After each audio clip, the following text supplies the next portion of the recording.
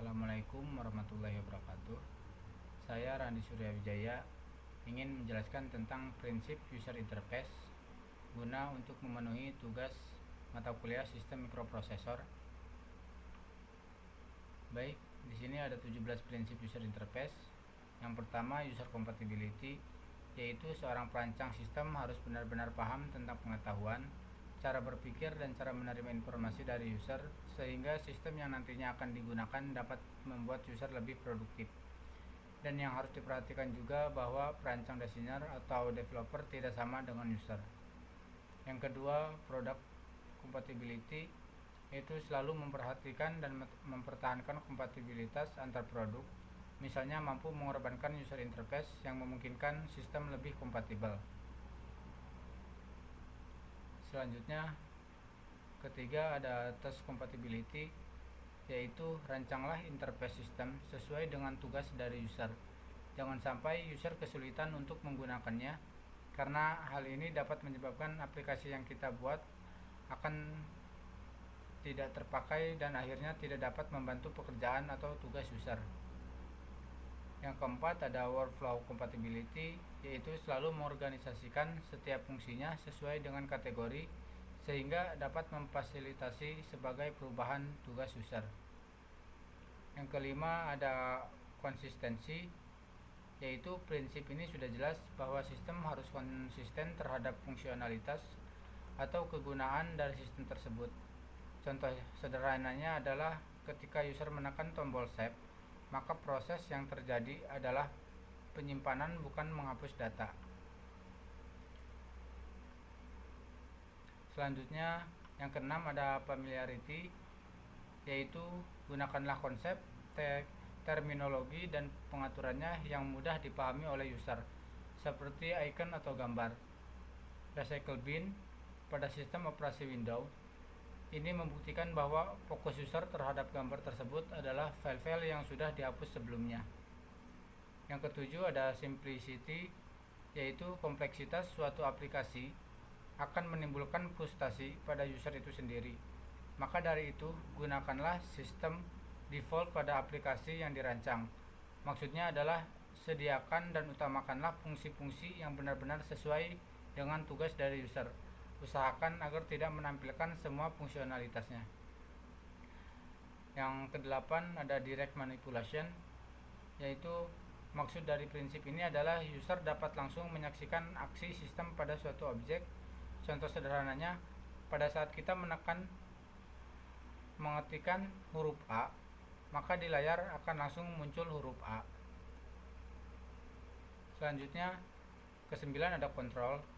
Sistem yang digunakan oleh user jangan sampai membuat user merasa frustasi dan dikontrol oleh user, seperti memberikan komentar pada saat user melakukan kesalahan dengan bahasa yang tidak membuat user merasa dikontrol oleh sistem tersebut. Yang ke-10 ada what you see is what you get, artinya adalah korespondensi satu ke satu antara informasi di layar dengan informasi di printed atau output atau file. Contohnya pada saat kita membuat laporan menggunakan Microsoft Office lalu mencetaknya atau print out laporan tersebut, maka hasil print out harus sama dengan yang ada pada lembar kerja Microsoft Office. Selanjutnya yang ke-11 ada flexibility, yaitu prinsip ini merupakan prinsip yang sangat penting bagi user dengan keterbatasan fisik.